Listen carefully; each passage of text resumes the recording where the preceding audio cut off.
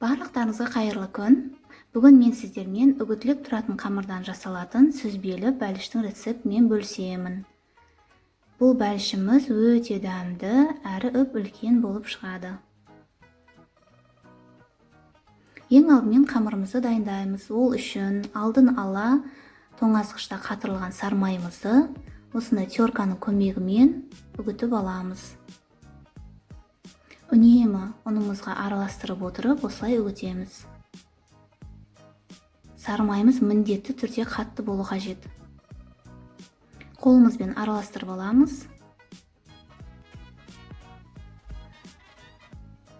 Енді үстіне жұмыртқамызбен қаймағымызды салып тағы да араластыратын боламыз.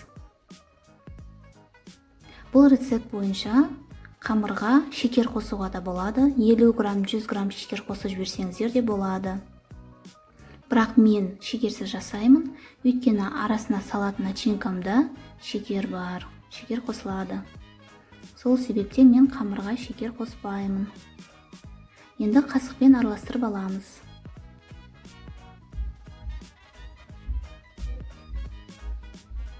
Үстеліміздің үстіне салып, қолымызбен біріктіретін боламыз. Міне, осылай қолдарыңызбен жақсылап біріктіріп шығыңыздар. Холодильникке 1 сағатқа қойып аламыз.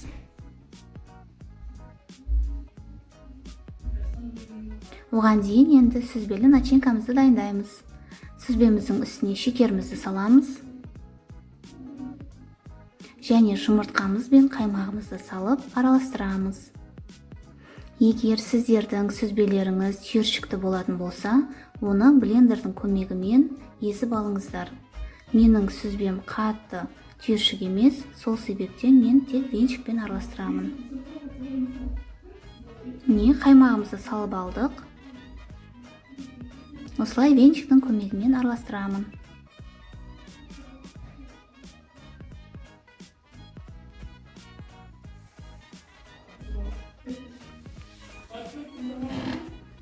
Міне, осындай масса болып шығады. Осындай бір келкі масса болып шығуы қажет. Начинкамыз дайын.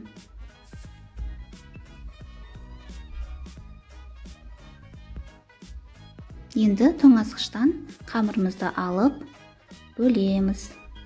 Оны бірде емес 2 бөлікке бөліп аламыз да, үлкенін жаямыз. Үлкен қамырымызды осылай жайып аламыз.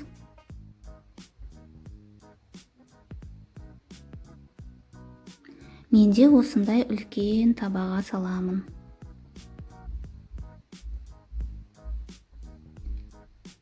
Екінші қамырымды жайып, осылай полоска етіп кесіп алдым.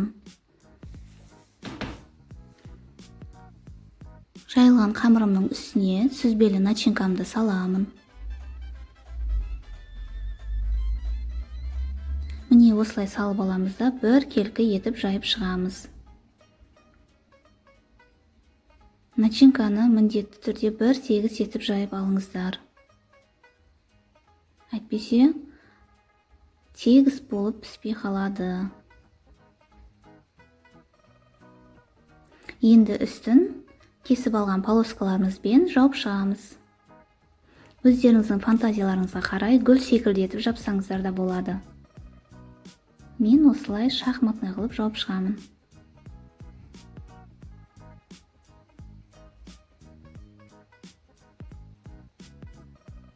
Осылай видеода көрсетілгендей, барлығының үстін осылай жауып аламыз.